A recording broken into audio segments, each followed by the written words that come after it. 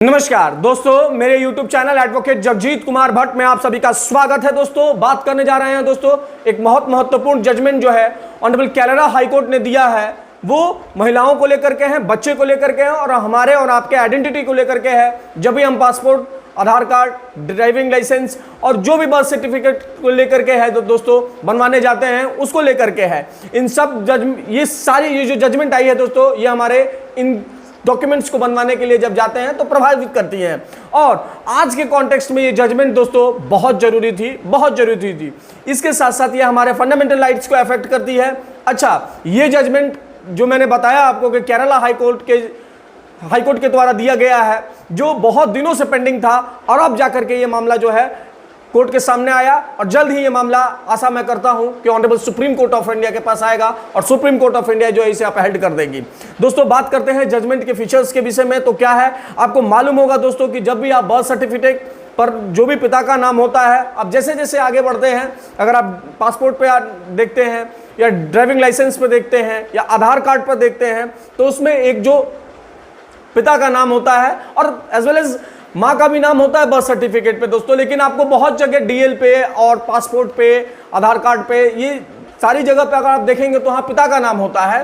तो जब भी जो बच्चे जाते थे, जैसे कि अगर वो महिलाएं जो अनवेडेड मदर है, अविवाहित महिला जो है, अविवाहित महिला, और वो महिला जो ART के माध्यम से, न्यू टेक्नोलॉजी के माध्यम से रिप्रोडक्टिव कर रही हैं, आजकल बच्चों को ले रही हैं, उस तरीके से अबेंडेंट चाइल्ड को लेकर के, तलाकशुदा अगर महिला है उसको लेकर के जो इनके बच्चे होते हैं दोस्तों, तो उसमें पिता का नाम तो ऐसा कर नहीं सकते हैं। तो जब ये बच्चे इन लोगों के बच्चे जब जाते थे ऑफिस में अपना Aadhaar card, passport, driving licence, birth certificate बनाने में, तो बड़ा दिक्कत का सामना करना पड़ता और उन बच्चों को टॉर्चर सहना पड़ता था दोस्तों, क्योंकि पिता का नाम होता नहीं था। और वो जो भी अधिकारी और कर्मचारी बैठे हुए हैं उनको मैंडेटरी है कि भैया पिता का नाम होना चाहिए।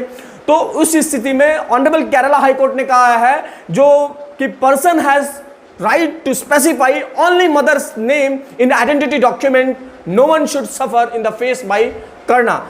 मतलब इन्होंने ये कहा, जजमेंट में जो जजमेंट दिया गया उसमें ये कहा गया कि कोई भी पर्सन जो राइट टू स्पेसिफाई ओनली, आप केवल और केवल मदर के नाम से भी कोई भी डॉक्यूमेंट जो है बनवा सकता है। इसमें जो है किसी को सफर करने की जरूरत नहीं है। इन्होंने उदाहरण दिया, जैसा कि आप सभी जानते होंगे कि महाभारत के अंदर कर्ण को, उनको भी नहीं मालूम था कि मेरी माता कौन है, मेरे पिता कौन है, तो बाद में ये बात नहीं मालूम चल गई थी।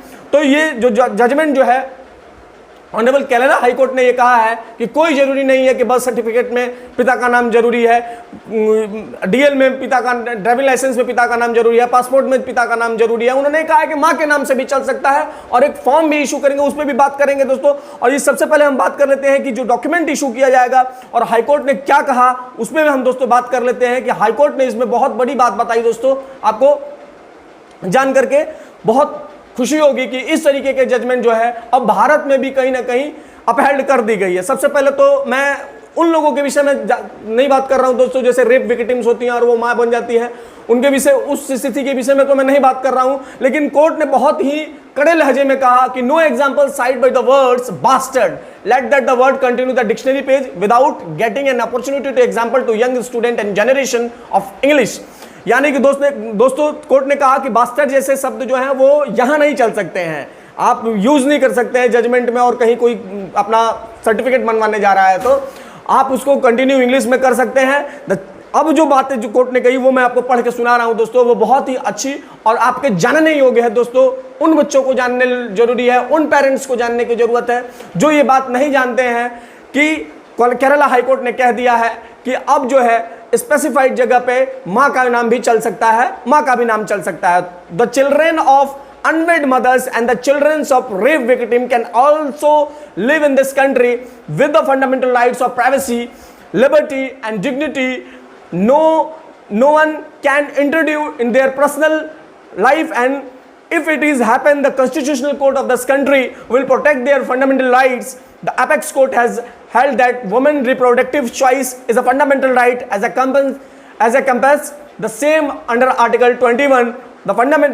under Article 21 of the Constitution of India or in the Suchita Srivastava and others versus Chandigarh Administration AIR 2010 SC 235। Supreme court ने सुप्रीम केरला हाई कोर्ट जब जजमेंट दिया तो उन्होंने ये बात बताई कि जो भी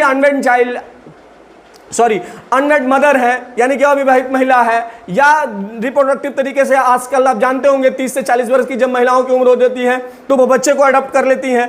ART के माध्यम से बच्चों, बहुत सारे टेक्नोलॉजी आ गए हैं, उस माध्यम से बच्चों को वो जो है ले लेती हैं। उसके बाद से अबेंडेंड चाइल्ड को, या फिर उसके बाद से जैसे कि तलाक हो गया है तो उस स्थिति में तो उन सारे बच्चों को, जो इनके बच्चे हैं, उनको अब जो है किसी भी डॉक्यूमेंट्स में माँ का नाम जो लिखकर अपना इंसर्ट करा सकते हैं, उसमें पिता के नाम की आवश्यकता नहीं है। ऑनरेबल केरला हाई कोर्ट ने कहा है कि जब भी इस तरह के हार्डशिप केसेस जो है वो आएंगे तो बर्थ सर्टिफिकेट में जो है माँ के नाम से ही, माँ के ही नाम से बन सकता है, उसी तरीके से जिस तरीके से पिता का नाम होता है। आप जैसे DL होगा, किसी का भी ड्राइविंग लाइसेंस होगा, उसमें पिता का नाम होता है, तो वह माँ का नाम भी अब रहेगा। और उसके बाद से पासपोर्ट है, वहाँ भी पिता का नाम रहता है, तो माँ का नाम भी अब रह सकता है।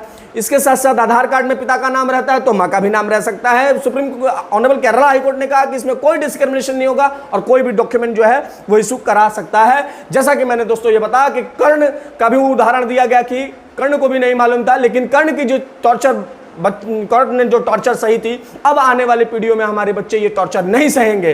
दोस्तों इसके साथ साथ मैं आपको ये भी बता दूं कि जो जजमेंट का नाम है दोस्तों XY करके है, और ये मैं जो जजमेंट है दोस्तों अपने फेसबुक पेज पे भी डाल दूंगा। जो भी मेरी ये वीडियो देख रहे हैं दर्शक, मैं ये हमको कहूंगा, मेरे आप फेसबुक से भी जुड़ सकते हैं, फेसबुक पेज से भी जुड़ सकते हैं, एडवोकेट जगजीत कुमार भट्ट, वो मेरा फेसबुक पेज है, मैं वहाँ ये जजमेंट जरूर शेयर करूंगा और इसके डिस्क्रिप्शन बॉक्स में भी मैं डाल दूंगा। तो सबसे बड़ी बात दोस्तों, जैसा कि मैंने आपको बताया कि सुप्रीम कोर्ट का जो ये जजमेंट है उसका नाम भी मैं आपको बता देना चाहता हूं। इस जजमेंट का नाम, चूंकि बच्चे और मां का नाम डिस्क्लोज नहीं होना चाहिए, चूंकि right to privacy is the fundamental rights, इसीलिए को ऑनरेबल कोर्ट ने, जो ऑनरेबल केरला हाई कोर्ट ने है, नाम जो इस जजमेंट का है दोस्तों XX करके है, और versus the registrar of birth and deaths कैसे करके है। तो ये आप मेरे फेसबुक पेज पे और इसमें भी मैं डाल दूंगा। तो दोस्तों ये जो मैंने आपको बताया बात की, जो अब बच्चों को टॉर्चर, बच्चों को चूंकि जाते थे बच्चे बनवाने के लिए तो उनसे पिता का नाम पूछ करके एक तरीके का टॉर्चर किया जाता था, अब ऐसा कोई नहीं कर सकता है दोस्तों। ये बात बहुत महत्वपूर्ण थी दोस्तों, इसलिए मुझे लगा कि इसमें वीडियो बनाना चाहिए। और सबसे बड़ी बात की डेली यूजेस हैं जो, तो अगर आप जाएं बर्थ सर्टिफिकेट बनाने के लिए, या आप जाएं कभी DL बनवाने के, ड्राइविंग लाइसेंस बनवाने के लिए जाएं, या कभी आप पासपोर्ट बनवाने के लिए जाएं, तो वहाँ जिल्लत टाइप का सहना पड़ता था बच्चों को जिनके पिताजी का नाम नहीं होता था। उनके हित दृष्टि से एक तरीके से या पूछा जाता था। अच्छा, उन जितने भी अधिकारी और कर्मचारी हैं, ऑफिसर्स में बैठे हैं, उनकी भी ये मजबूरी थी कि उनको ये पूछना पड़ता था, चूंकि लॉ मैंडेटरी है। तो लॉ अब ऐसा भी आ गया है दोस्तों कि आप अपने पिता का नाम नहीं डाल सकते हैं। और हाईकोर्ट ने तो इतना तक कहा है कि आप जो है एक फॉर्म इशू कीजिए, एक स्पेसिफिक फॉर्म इशू कीजिए, और उसमें माता का नाम स्पेशली जो है वो कंटेंट जो है माता का नाम रहे, उसमें पिता का नाम ही ना रहे।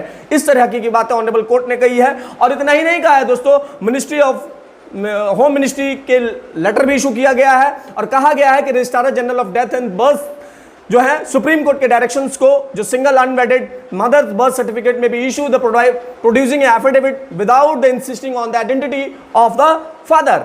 हाईकोर्ट ने भी डायरेक्शन दिया है दोस्तों, जैसा कि मैंने बताया कि एक सेपरेट फॉर्म इशू की जाएगी which is does not contain the full feel the name and other details, अलग से डिटेल भर करके और दी जा सकती है और आसानी से इसको आप फॉर्म को जो है भर सकते हैं। अब किसी भी जिल्लतों का सामना जो है अनवेडेड मदर के चाइल्ड को नहीं सहना पड़ेगा, अबेंडेंड मदर के चाइल्ड को नहीं सहना पड़ेगा, एंड जो रेप विक्टिम्स हैं उनकी तो बातें नहीं की जा सकती है, लेकिन उनको भी है इसमें छूट दी गई है। और इसके साथ साथ जो रिप्रोडक्टिव तरीके से आजकल न्यू टेक्नोलॉजी से जो बच्चे जन्म हो रहे हैं, महिलाएं जो मैंने जैसा पहले बताया कि 30 से 40 साल की उम्र में आती है तो बगैर शादी किए ही बच्चे को अडॉप्ट करती हैं, तो वो भी उनको भी अब उनके बच्चे को भी कोई प्रॉब्लम नहीं होगी दोस्तों।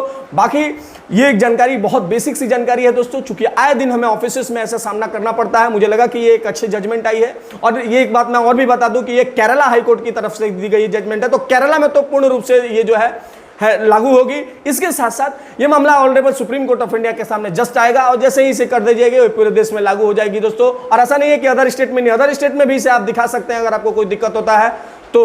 बाकी आपको ये जानकारी कैसी लगी दोस्तों, ये चूंकि महत्वपूर्ण जानकारी थी, मुझे लगा कि देनी चाहिए। आप वीडियो को देखते रहें, शेयर करें, सब्सक्राइब करें, लाइक करें, कमेंट बॉक्स में अपनी राय जरूर दें दोस्तों। देखते रहें। धन्यवाद दोस्तों, धन्यवाद।